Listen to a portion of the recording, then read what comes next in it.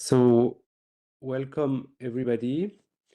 Good afternoon, and thank you very much for joining this online information session that will be tailored to explain for our graduate conference that will come in the summer the best way to write an abstract, and also the expectation from the selection committee. So my name is Lucas Osh. I'm a scientific officer at the NCCR on the Move, and I'm in charge of also organizing, together with the committee, the Neuchâtel Graduate Conference. So before we dive into the topic that I have just mentioned, just a few reminder. So the Neuchâtel Graduate Conference of Migration and Mobility Studies is a yearly conference that targets mainly early career researchers, so researchers that are doing their doctoral thesis or postdoctoral at a postdoctoral career level, although there are also some flexibility in that regards. So the next edition, as you probably all know, will take place on 8th and 9th July 2025, and it is entitled Exploring the Multidirectionality of Migration and Mobilities, Barriers and Opportunities. It will take place on site in Neuchâtel. The deadline for submitting the abstract, the proposal, is the 15th of March, as you have also all probably seen in the call. If you don't yet have seen the call, you can find it on our on the NCCR on the Move webpage, and more precisely at the link that you see just here. But if you go also just to our general page, and it's actually under the news section, you will also find it, and you can then download the full PDF of the call. So what the session today, what is the aim, is to give a bit more information on how to write an abstract, or let's put it, a successful abstract that will be selected by the committee. You should know that we receive quite a lot of proposal, more than we can unfortunately accept, and that we have to make a choice. So to make that choice, we have some selection criteria. So we have a committee that will go through all the abstracts that are received, evaluate them according to those selection criteria. So it is really important, if you want to increase your chances of being selected, to really understand those criteria well, and to make sure you have addressed all of them. In addition to, let's say, the basic, the fundamentals of writing an abstract that I will also detail now. And if you kind of include those two aspects, or what should be in general in an abstract, how it should be framed, and have in mind the selection criteria, then your abstract will be very good. But as I have said, again, there is a high competition. So also, even if you do that, I mean, don't be frustrated if your abstract is not selected. It doesn't mean it was not good. It just means that choices have to be made, and so also this should be also something you should keep in mind. But again, as I have said, if you take very seriously the fundamentals of how to write an abstract and the selection criteria, then you make sure that you increase your chances of being selected. So the organization of the session today, I will go, as I have said, to the, let's say, basics of how to write an abstract, because I mean, I mean, most of you are early career researcher because this is a graduate conference, but even later in your career, it's always very important to keep those points in mind. And we also sometimes for different, maybe not this conference, but different events also see a more senior researcher who are not necessarily also having all the skills to write those abstracts. So it's very important to develop them early on, because an abstract is short, it has to be really to the point, and this is why I will explain now. Then I will detail the selection criteria, and if we have enough time at the end, but we should have, I can also answer some question in the chat. So I mean, I won't be able to answer like really question that are related to, let's say, your research, because I mean, I'm not an expert in all the fields that you are researching. So it is more if you have a question, again, on the technique, or on the skill, on how to write an abstract, on the selection criteria, and not necessarily on your own research, or if it's what you should do with your own research, because this I cannot really help with that. So you can start from now writing your question in the chat. And when we get to the end of the session, I can go through also those questions. But if you start writing them also early on, we make sure that when we reach the end of the session, the questions are already there and you don't have to rush in answering them. But also some of them might be answered in the session, so you might also want to wait a little bit. So let's go now to the first part, how to write a successful abstract, as I have mentioned. I would say that there are four really, at least for an abstract for a conference of this type, four really main points that you should make sure you have included and addressed. Now, the order can vary a bit. You can play a little bit with that. So I mean, this is also why I will not show you like what an ideal or what a very good abstract is, because there are many ways still of tailoring the abstract, of what you want to start, by why you want to start or end. So this is also depending on the topic, also on your discipline. This is also for you a bit to find this formula. But I would say, so don't necessarily think that you have to include those points in the order they are shown, but you can also play a bit around with those. But I would say that they have to be, all those points, especially the ones in red, have to be in an abstract for a conference of this type. So I mean, you should start with an introductory sentence that ideally present the topic that you will deal. I mean, already in the title, also you of course mention those, the topic, but also in a kind of introductory sentence where you present the topic and also the field of research in which it is situated. So the topic can be broad. I mean, I don't know, it can be labor market of immigrants in country A. It can be, I mean, very, very, very varied type of topic.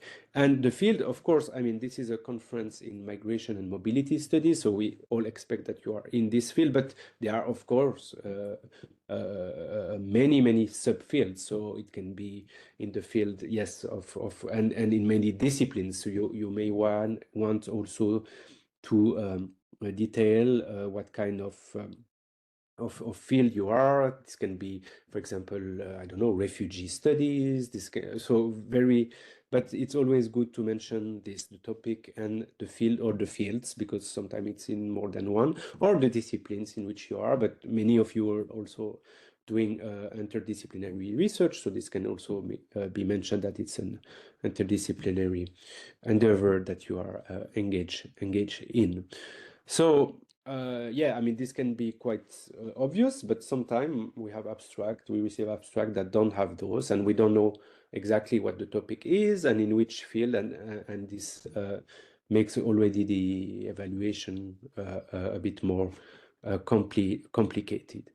Then I would say the second point that you should make sure to include is identify the gap. So the gap in the research, again, field, in your research field and on your topic. So you are the experts and you know what is the state of the art of research in your research field on your topic and what is missing. And you should identify these gaps. So you should say research until now has dealt with XYZ, but has not considered this, or has not considered that dimension, or has missed this, or there is a missing conceptualization about this or this in this topic and research field. So you should, because again, I mean, the committee is made of several people with different expertise, and they might not know your research field. I mean, we are all in the field of mobility and migration studies, but there are all those niche that you are working in, and you have clearly to explain what those gaps are in your in the niche, in the research in which you are involved. And this can be quite short. It can be, again, because remember also an abstract is short, so you should not start making, but like in one sentence, you identify the main gaps, relevant gaps, and what your contribution will make, the contribution you will make. So how you will fill those gaps. So you say, this is missing, and this is exactly what my research want to address. And then you explain how you want to address this. So this is the aim and the research question, and this is crucial. So clearly stating the aim and the research question. I put S because there can be sometimes more, although, I mean, remember, it's a presentation. You should also be concise, so don't start making like 10 stating that your presentation will make 10 will answer 10 objectives, but really focus on one or two, or so you should also be really focused. So what is the aim, the research question that will help you, that will guarantee that you make this contribution and that you fill this research gap. So this is really crucial. The third point. If this is missing, then we don't understand. It's not possible to understand what the abstract is about, what it is made for.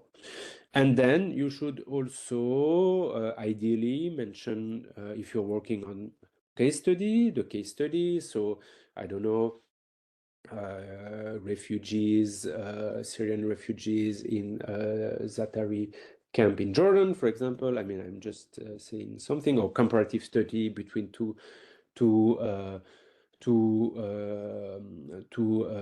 country on the labor market and in relation to migration, and so on and so on. So you should also put it. I mean, again, it's a short abstract, so don't give too many details, but in a few words, just mention what your case studies, and also very importantly, what methodology you are using. So is it qualitative, is it a quantitative or mixed method research that you're doing? Is it mainly ethnographic? Is it through interview? Is it analysis of policy documents?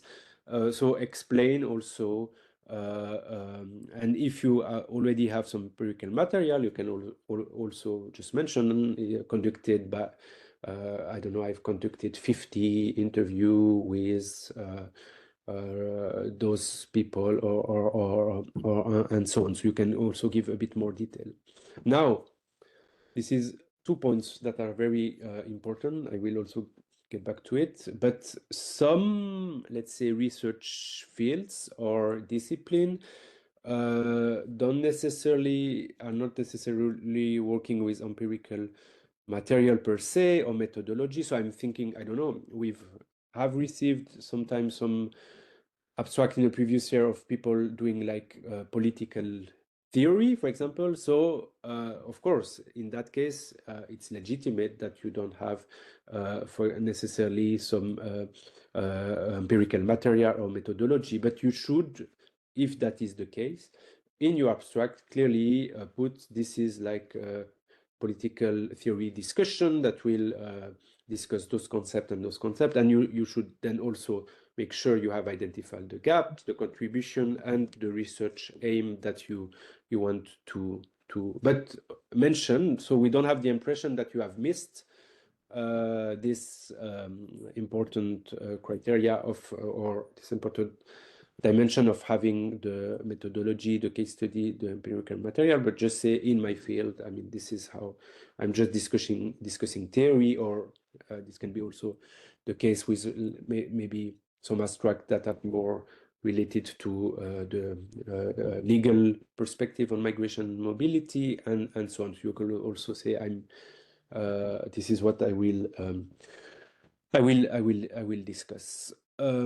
Something else also, especially because you are most of you are early career researcher, you can be at very different stage of your research, so a very preliminary stage where you don't have yet conducted the, let's say, empirical, you have not yet gathered the empirical data and so on, but you have mainly work on a literature review, on finding your research question, for example, for your PhD thesis, and you would already want to present that. This is also fine. You don't have to have like final results, not at all. This can be, as I said, or you can have very preliminary, let's say, result based on a few empirical material that you have gathered. This is also perfectly fine. You just have to mention in your abstract, very good to mention at which stage of the research you are. You can put like in a sentence, this is this research is at a very stage where only the literature review has been conducted and so on, or on the contrary, this is like the final result of my PhD research and so on. So, or it's like a middle ground. I've already conducted some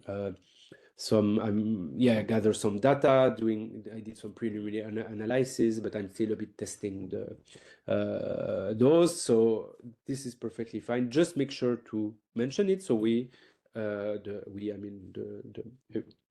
committee that will evaluate the abstract, they know at which stage the research is, and if based on the research, the stage of the research, if what you presented it still makes sense, is still coherent. So this is like as I said, the structure. Again, you can play a bit in which order you want to put those, but those elements I think should be really in your abstract. Now, after this, there are also a bit more, let's say, general consideration that you should also take into account when writing an abstract for this conference, but also in general. And again, I think the advice we are giving here is valid for most of the abstract you will have to write in your career, whether for a conference or for a journal article. I mean, they can be a bit more or less a bit longer or shorter. That depends, but you should be clear and concise. For example, here the maximum is 250 words, and you should really stick to that. So don't go above. I mean, I would say in a way, don't go also below or too much below, because I mean, still you have to explain what you're doing. So probably between 200 and 250, a bit between, depending on what you have to say. And so you should be clear and concise. So you should really choose well every word you are putting. Is it useful? Is this word useful? If it's not useful, is this information really useful? Or not. And then this should be really something that, especially when you detail the aim, it should be really clear and concise. This is the aim, and there's not that we don't really understand, or yeah. You should also, so I presented the different point, and they should not be like bullet point, but it should be like a coherent path between presenting the research field, the gaps, the contribution, the aims, and the material. It's a kind of narrative that you want to have in the abstract that makes sure everything is coherent, and you should be also, I mean, it should be also appealing. So remember also the committee is evaluating a lot of abstract, so spending many hours going from abstract to abstract. So the clearer you are, the more concise you are, the coherence, the more coherence there is, and if you can make this also a bit appealing, like when reading the abstract, then also you make sure you catch the eye of the person who will evaluate. Although we are doing there are multiple evaluations, so every abstract is read by several evaluators, also because then we reach also, we make sure there is also a standard, and it's read by more than one person. As I said, I said it already on the last slide. It can be a work in progress. So, but just make sure also by just a very short sentence to mention at which stage of the research you are. So this is, let's say, the other set of advice that we can give. Now, I will go to the selection criteria. So you have written your abstract, you have taken into account all the points I have mentioned, you have submitted the abstract, and this is what the committee will look. And this is really, I mean, again, I've put in red the important elements, and if you, I mean, see they match the advice that I have give, that how you should write an abstract is what we will look for when evaluating the abstract. So we have 5 criteria. The first one is the scientific relevance. So how relevant is your research, again, to the research field in which you are working in. And this is what you should identify the gaps. Those gaps, if we see that you have clearly identified the gaps and you have explained how the research will fill these gaps, so you have shown how your research is scientifically relevant. So this is why it's very important to mention them. And again, you are the expert in your field, but the people who will evaluate your abstract might not be expert in the same field as you. So you have to make sure you have identified those gaps in the research and how you will fill them. And if you have done so, then you have explained the scientific relevance of your work. Then we also have a criteria of originality, because also we are looking also to research that has not necessarily already been done many times, but research that is kind of new. Alors, this is really important. New doesn't mean it can be a subject, a topic that has already been, or a case study that has already been widely researched.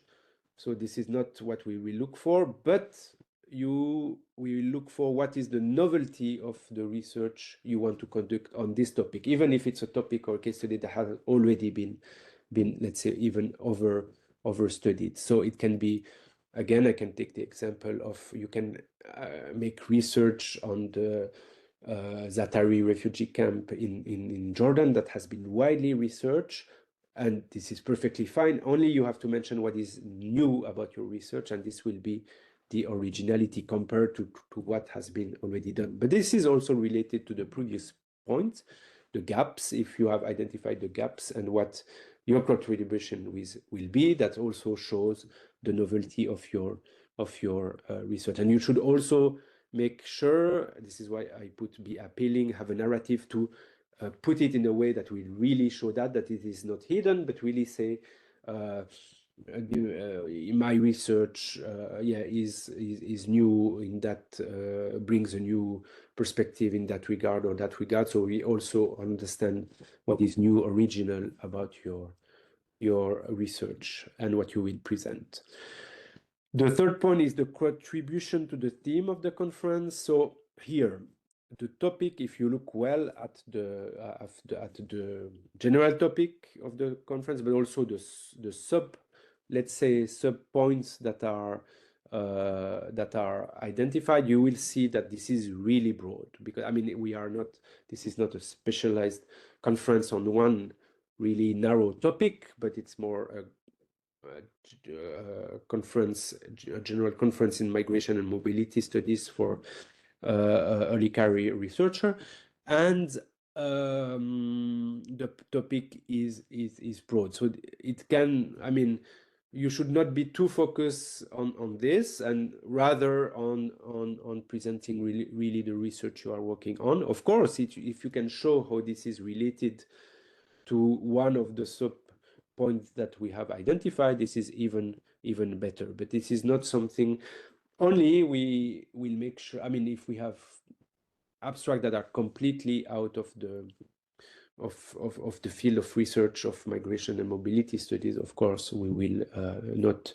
I mean, this will not have a very high evaluation on that criteria. But otherwise, but again, the more you can show it fits the themes and the third sub-themes of the conference, the better. But it is more important, I think, also to keep your line of research and what you're doing very clear, and you don't want to twist it too much. So just to like fit one of those sub themes.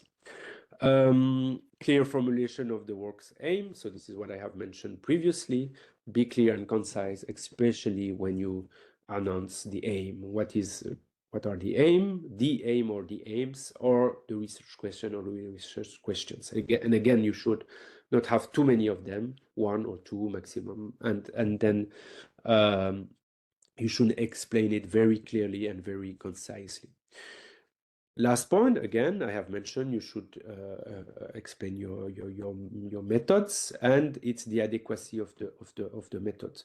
Again, you are the specialist in your research field, so we will not judge what methods you are using, but you should just explain, and this should be coherent. For example, if you want to, I don't know,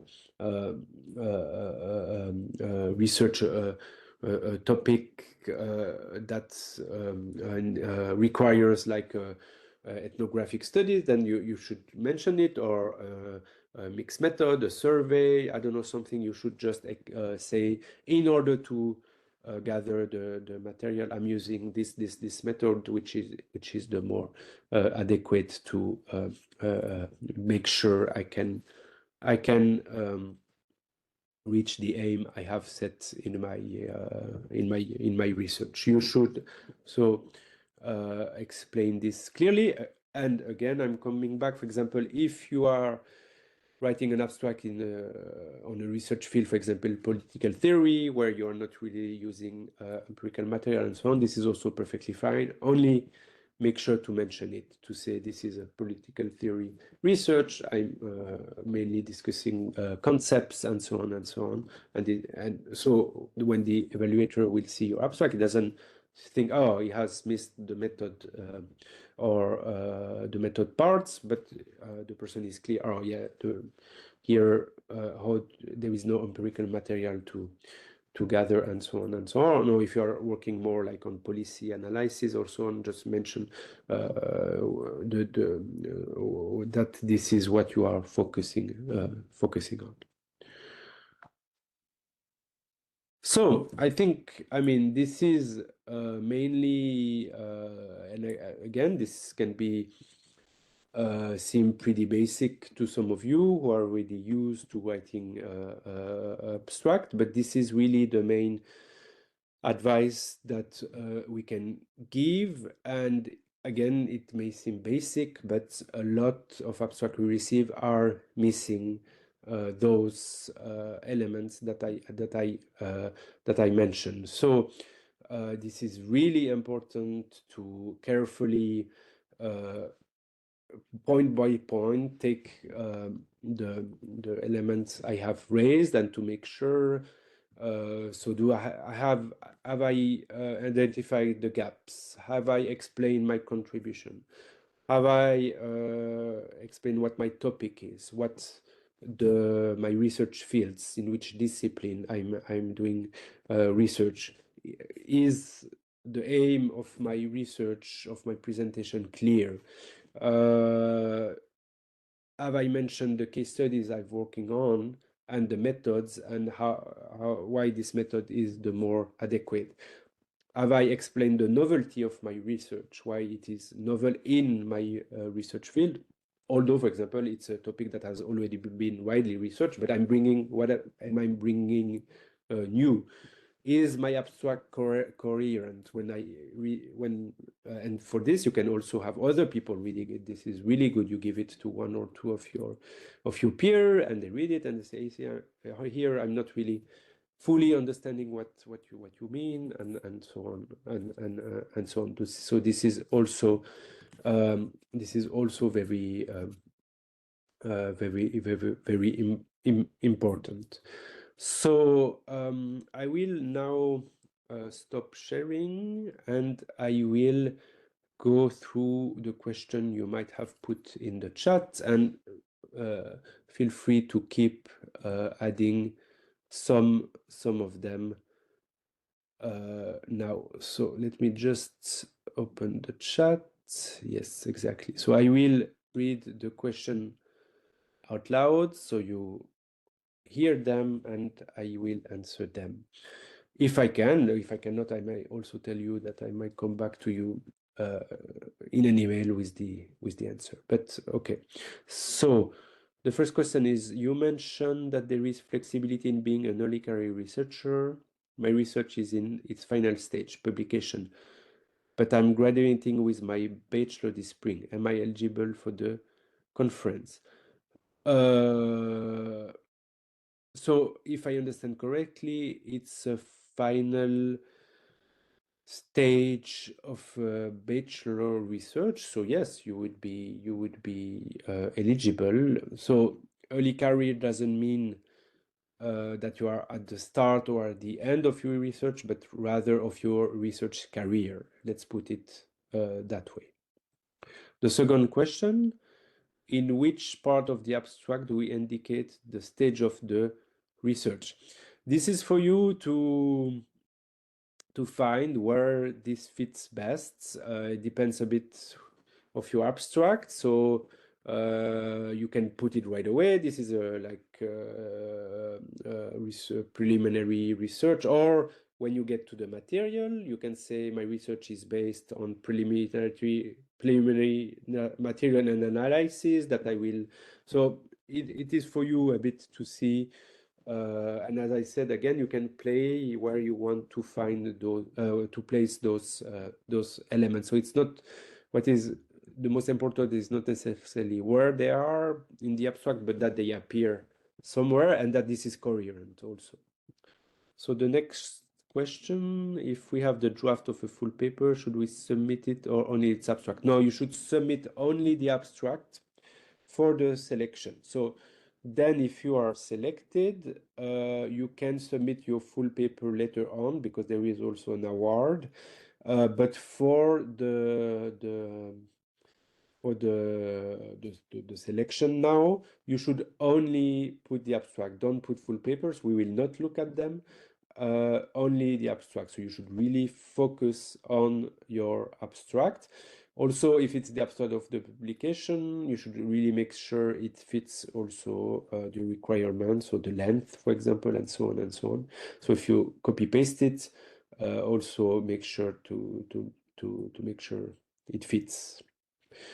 Also, can we apply by more than one paper? No, it says in the call it's one paper per author, so you can only send one abstract, and this is a criteria that's also listed in the call. Can we write reference to scholar in the abstract? Yes, you can. For example, when you identify the gaps, you can say research has shown this and this, and between brackets you can put the reference, and you can also list, and it's always good, you can list those reference at the end of the abstract under, and it doesn't count into the 250 word count. So you can add them, you put reference and you add them. Now you should not put like 30 reference, because I mean this, you won't have the space, but you can put a lot, but only the reference that you will mention in the abstract. So you say research has shown these elements, and between bracket you put the name of the author who has done this, of the main authors, and then you put the reference, but don't write an abstract without any reference to authors, and then you make a reference list, because this doesn't make sense. Should it include the reference? So this is also what I just mentioned. So I would like to know how the committee evaluate the listing of some key findings of the research in the abstract. By the listing, I'm not completely sure, but as I have said, because your research can be at a very different stage, it can be that you don't have yet key findings. You only have preliminary findings, or you only have done the literature review, but still you have something to present. So we don't, for example, look at which are the abstract with like final key findings, and we only select those. No, we look at all of them. And again, this is why I mentioned that you have to very well mention the research, at which stage your research is, so we understand, and then we evaluate it based on the criteria that I have listed. So it's not, you can have key findings if you are, for example, really at the end of your research, and this is fine, but this is not what, and you should mention it, of course, if you have it, but this is, you will not be, this will not mean that you will be selected, and somebody at the early stage of the research wouldn't be selected. And it's how you have addressed the 5 criteria, and then also everything that I have mentioned, the coherence of the abstract and so on. Hi, thank you for the presentation. I'm a PhD student in the very early stage of my thesis, currently writing the literature review, and at the same time I'm writing another paper, both of which are related to migration, student mobility. What your advice on which project I should apply with? I mean, this is really for you, this is difficult for me to say. It's really for you to say, oh, this is the research I'm working on that I would like to present at this conference, that I'm finding the most useful to present, to gather some feedbacks, to share what I have found. And if this is the one on which you're writing your literature review, this should be this one. But if it's rather the one, the other paper you're writing, then choose this one. So this is really for you to make this choice. Can a co-author attend the conference with author? Yes, I think so. I think you can. There is nothing that exclude that, but there should still be one main author and a co-author. Should reference be included? It's the same. I have answered this already. Thank you for the presentation. You just have mentioned the paper award. Will there be conference proceeding? If so, will they be peer reviewed? Thank you. No, there won't be conference proceedings. So it's mostly to present your research, to advance on the paper, in order then to publish it maybe somewhere else later on. But we are not publishing conference proceedings. But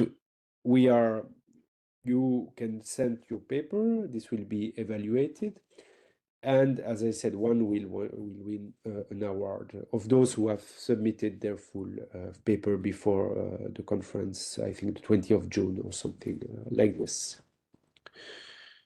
Thanks for the presentation. Will we have to have the full paper by the time the conference approach? So ideally, yes. But I mean, if you want to participate in the best paper award, yes, you have to submit the full paper. Otherwise, I mean, it's encouraged, strongly encouraged, because also that there will be mentors, what we call them, so like more senior researcher attending your panel, and they will read your paper in advance. So if you have sent your paper in advance, they have a better knowledge of your research, and they can also give more, let's say, sharp comments that only if they give comments on your presentation. So it is strongly encouraged, although, I mean, it is not, if you don't manage to do it for X, Y reason, this can also happen. And the submission of the paper is only somewhere, yeah, I think around the 20th of June. So you have also time. It's not too early. Can I submit? So another question: can I submit an abstract from a paper based on secondary data sources? Yes, but you have to acknowledge this, explain why you are using secondary data sources, and so on and so on, and also still what is the novelty of your research. So I mean, it should not, of course, not be plagiarism and so on. But yeah, you can also, if this is relevant, and you can work with those. Again, you should explain very well everything that you're doing and why you're doing it. Okay, and the last one is, thank you very much for valuable information. So if there are no more comments, we will stop. I see one more. Wait, can I directly with my master from? Yeah, so it's more, the last question was more related to the affiliation, and it is I mean, the affiliation doesn't really matter if you are affiliated now with a university, but you're presenting a research that you have done in a previous position or in previous studies. This is also perfectly fine. So this doesn't it's not the criteria, and that we take into account for the evaluation or so on. So don't forget the deadlines, the 15th of March. Pay well attention to all the information I have given you. So all the basics of how to write an abstract, the selection criteria, have them already in mind. Have your abstracts read by some of your peers, so they can help you also improve, tell you if something is not clear. And I mean, an abstract can seem easy, it's very short, but actually it's very difficult to write a very good abstract, because precisely it is very short, and you have to select very well the information that you have. So think of every word. Is it necessary? Think if it's clear, if it's concise, and so you should not write it like 30 minutes before the deadline, but write it in advance. Then you can put it for a few days aside, and you reread it. You have it read by somebody else, and so on. And this should guarantee that you have written a very good abstract. Again, as I have said, there is quite a strong competition. So even if you have then written a good abstract, I mean, if at the end the answer you will get is that you are not selected, I mean, don't be frustrated. You can also think, okay, this time it doesn't mean that next time this won't work. So you can be happy with what you have done, and also reapply for another conference with this abstract, or we have this conference every year, so you can also, but really pay at, because there is I'm repeating what I said again, but there is very strong competition. So if you miss one of the if you don't address one of the point I have put, then you really are putting your chances. I mean, your chances will decrease of being of being selected, because as I have said, the jury is reading a lot, the evaluation committee of abstract, and if something is missing, then it will really hurt the evaluation on your research. So if you have also more questions from now on to the 15th of March, there is an email address in the call to which you can also address the question you have. I mean, as I have said also at the beginning of this session, we cannot really give, I mean, advice on the your research per se, because you are the expert, or you're doing it under the direction of, if it's a PhD thesis, of somebody who is supervising this. So this would be more to that person that you should direct those questions. But if you have more questions on the conference, the format, or something about in general about writing the abstract, you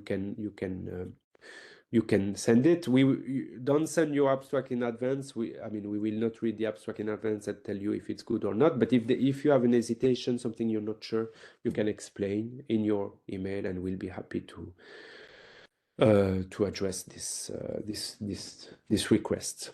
So I thank you very much for your time, and I wish you a very good end of the day wherever you are, and we are very looking forward to receiving all your very good abstract. Thank you. Have a good day. Bye bye.